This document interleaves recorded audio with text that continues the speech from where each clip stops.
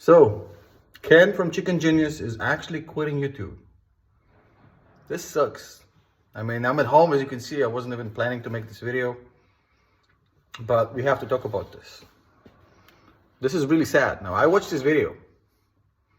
It's very hard to watch without shedding a tear. I'm not gonna lie to you.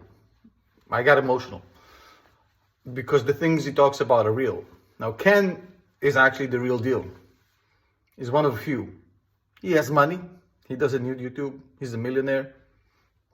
And he donates his ad revenue, and he doesn't have any courses or anything to sell. In fact, I don't think he even has a Patreon. And the dude posts really valuable advice. Short videos, 2, 3, 4 minutes long, packed with important advice about life, about investing, about the right mindset. In fact, I don't think I ever heard Ken give a bad advice. Ever. And it's been a while now that I noticed that people are taking more and more shots at him. I posted a Twitter clip of the Three Stooges talking about how they didn't make money for 5 years, only to turn on Ken and tell basically their audience that, oh, Ken's money is just from Tesla. My guy, this dude turned 200 grand to 5 or 6 million in a few years from Tesla. Now, his portfolio is 95% Tesla. Is Tesla not a real stock? Is this not real money? I mean, he made a calculated investment. He had high conviction and he won. Now, there's a lot of saltiness, there's a lot of jealousy. Because what you don't know, and that's the important part, that the Three Stooges that were making fun of Ken from the Everything Money channel, they got out of Tesla before the spike. They were in Tesla. They got out before the spike because it was too expensive. And they're proud of it. Of how their system basically robbed them of millions. And now they're taking shots at Ken. I think they're salty. And I think it's really funny. It's like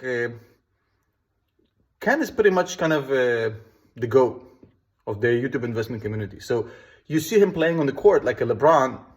And you see these kids who played barely like high school basketball team, like at the end of the bench, criticizing LeBron for not making a layup. It's the same thing. Now, Ken doesn't need YouTube. That's what you guys don't understand. He doesn't give a shit. He has plenty of money. He lives the life. Does whatever the fuck he wants. He doesn't need this shit. So, when everybody started seeing that, they can make money by getting clicks, by going at him, more and more hate videos came out. And this is, he's a human being, guys. He got hurt. And he's basically saying, well, I don't need this shit. See ya. Now, this especially sucks for me because I was DMing with Ken about a collab. And I'm guessing that's not going to happen now. I was really excited to have him for like a 1-hour interview. Last time I spoke to him was in November. So this was, 4 months ago. And he didn't sound at all like he was planning to quit YouTube. I got the DM to show if you want to see it. But this is definitely something that just recently happened.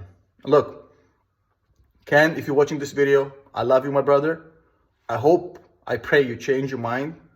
Not for your sake, because you honestly don't need the shit, but for everybody out there who need your advice. Because your advice is free. You literally don't sell nothing. And you give awesome advice. And I hate seeing you quit because a bunch of idiots that basically are good as, I'm not going to say, fuck it, I'm going to say it. They're as good as your sole of your shoe. They get to criticize you and get clout off your name. And eventually that ends up in you quitting. So look, Ken is a human being. I'm sure he's not flawless. He made mistakes. I made mistakes. Everybody made mistakes. But this guy you can trust. He's the real deal. He don't sell nothing. He pushes smart advice. And he's very consistent. And he's extremely transparent.